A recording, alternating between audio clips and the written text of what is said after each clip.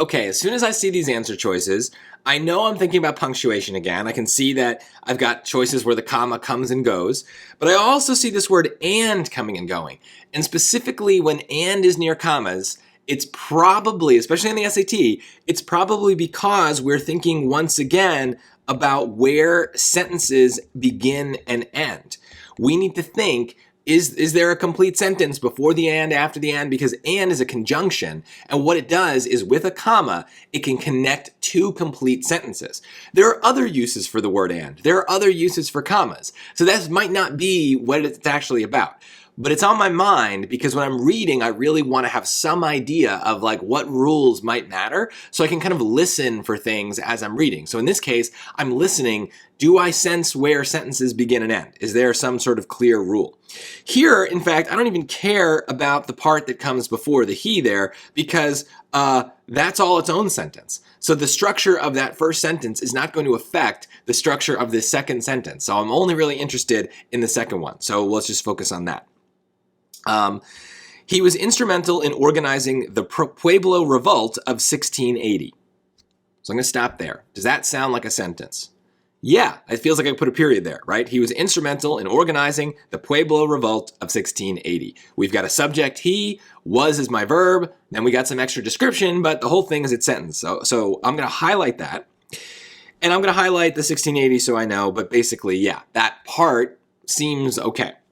Now, ignoring the and for a second, because if the and is here, all it's doing is grammatically joining the sentences. It might not actually help me understand the ideas in any way. So I can think of this maybe as its own second sentence. Let's take a look.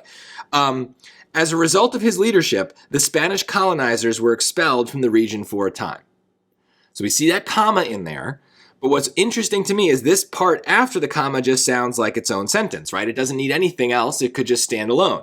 The Spanish colonizers were expelled from the region for a time. The subject is Spanish colonizers. The verb is were expelled. So this is, again, its own sentence. So what we have here is similar to what we had in number 20. We have two complete sentences that can stand alone. Now, there are only so many ways of connecting two complete sentences. In number 20, we used a period. The most typical way that you probably have two sentences, you just put a period between them and make them two complete sentences, separate sentences. Here, though, we don't have that option.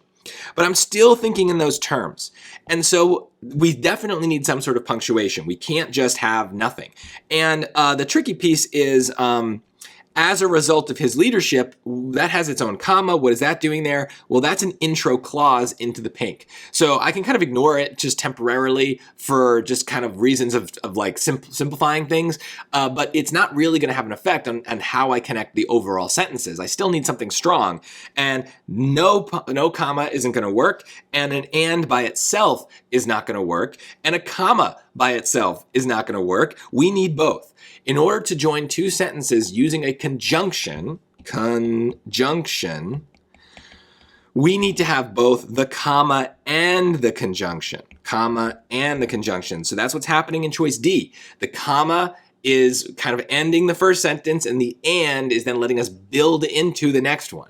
So this is just a rule in English. It's tricky because commas have lots of uses. Like I said, conjunctions have lots of other uses. Sometimes we see the word and it doesn't have a comma. So it's not always the case that a choice like B is going to be wrong. It just depends on the circumstances. And that's why the thing I was thinking about as I was reading these sentences is whether or not they were sentences themselves, because that rule kind of takes precedence over all of these other rules. If we've got two sentences, we're very limited in our ways that we can connect those sentences. So that kind of forced my hand without having to think about other things that those commas or conjunctions might be doing. But other questions, we might find that the sentences don't actually matter. It's all one sentence, and then we might have other things that we plug into that blank. So just be flexible, but understand the rules. There's limited ways to connect sentences. We've already seen in number 20 that we can use the period, and here in number 21, we can use a comma plus a conjunction to do that as well.